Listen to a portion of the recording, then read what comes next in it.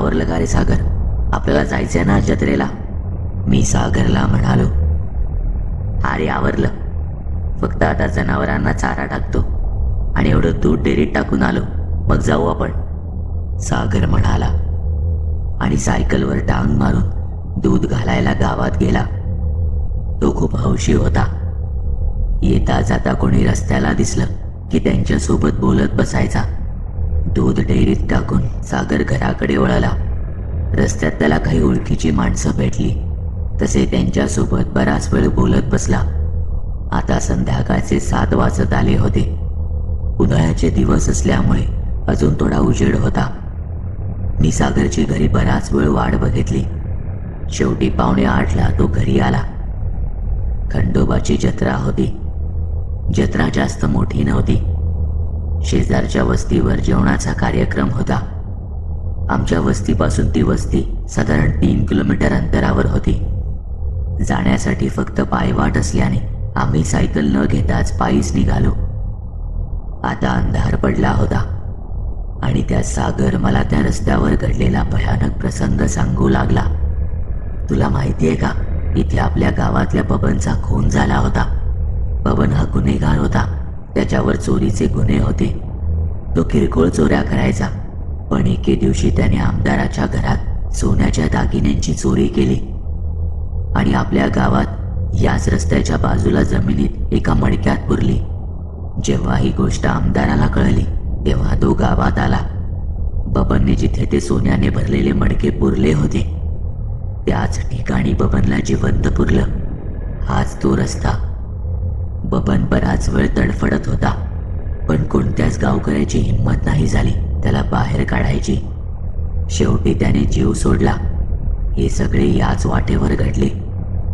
त्यानंतर गावात विचित्र घटना घडायला लागल्या.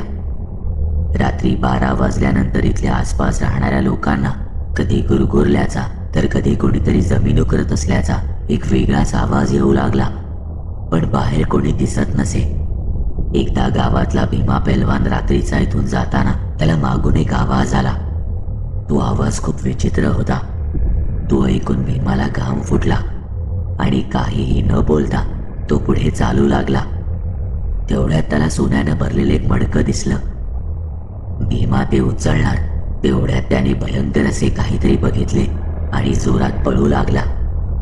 घरी येता येता त्याला खूप दम लागला आणि तो अंगणातच बेशुद्ध पडला. जेव्हा तो शुद्धीवर आला तेव्हा त्याने सांगितले त्या मडक्यात त्या बबनचेच मुंडके होते. आणि सगळ्यात भयानक गोष्ट म्हणजे काही दिवसांनी त्याचे मुंडके एका मडक्यात सापडले आणि त्याचं धड शेतात. म्हणून आता या वाटेने रात्री कोणीच येत नाही. सागरच्या या बोलण्यावरून माझं काळीच बाहेर यायचं बाकी होतं. मी त्याला म्हणालो, अरे तुला सगळं माहीत असून पण मला या वाटेने आणलं. तेव्हा सागर म्हणाला, अरे घाबरू नको रे, तो 12 वाजल्यानंतर येतो. आपण लवकर जेवण करून निघू. सागर हे फक्त ऐकून होता आणि त्याचा स्वभाव विनोदी असल्यामुळे तो गमतीत बोलायचा. मला तर वाटत होतं की कधी आम्ही एकदाच इथून निघून जातोय. उन्हाळ्याचे दिवस असल्यामुळे आजूबाजूला शेतात काहीच नव्हतं. कडुलिंबाची आणि बाभळीची झाडं तेवढी होती. चंद्राच्या प्रकाशात ती अकराळ विक्राळ दिसत होती.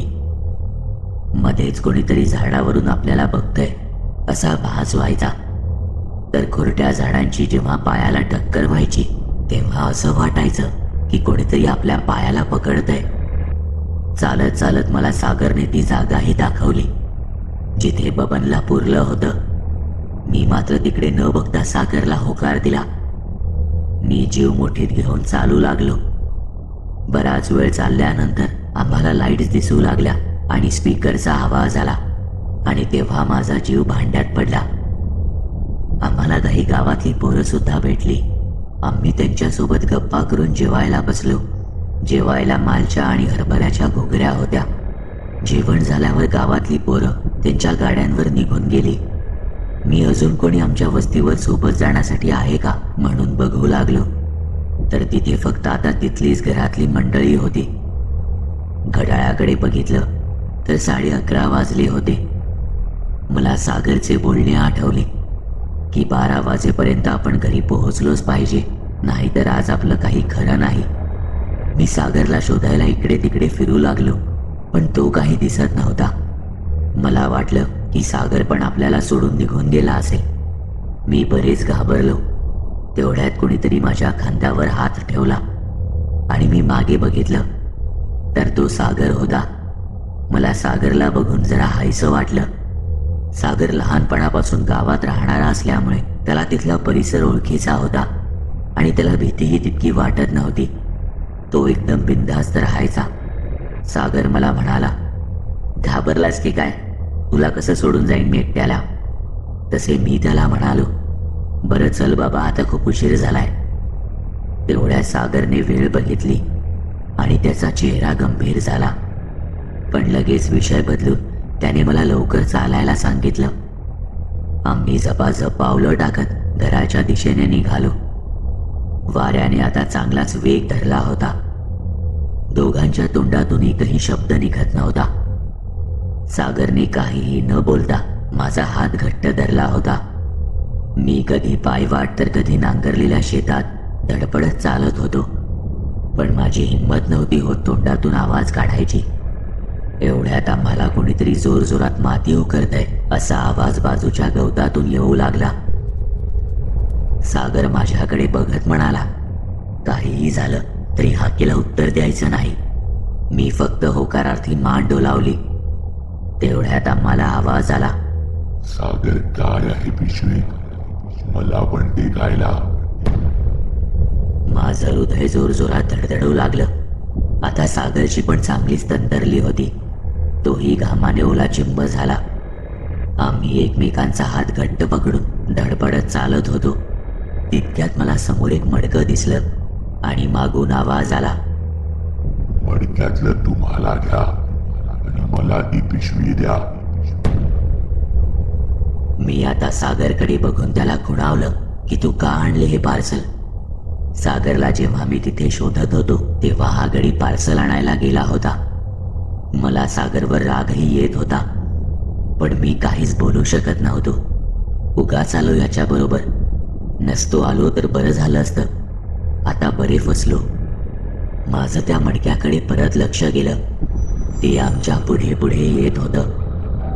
मी त्याच्याकडे संमोहित झालो आणि मी ते मडकं उचलणार तेवढ्यात सागरने पिशवीतील अंगारा माझ्या डोक्याला लावला आणि मी भानावर आलो. तसा मी आणि सागर परत जोरात चालू लागलो. मागून भयानक किंचाळण्याचा आवाज येत होता. थोडे पुढे आलो. परत एका बाईचा आवाज माझ्या नावाने येऊ लागला. आम्ही काहीच प्रतिसाद न देता घराच्या दिशेने चालू लागलो. आमच्या पायाला बरीच जखम झाली होती, तरी आम्ही आता न थांबण्याचा निर्णय घेतला आणि घराजवळ आलो. तेवढ्यात मला समोर माझी काकी उभी दिसली.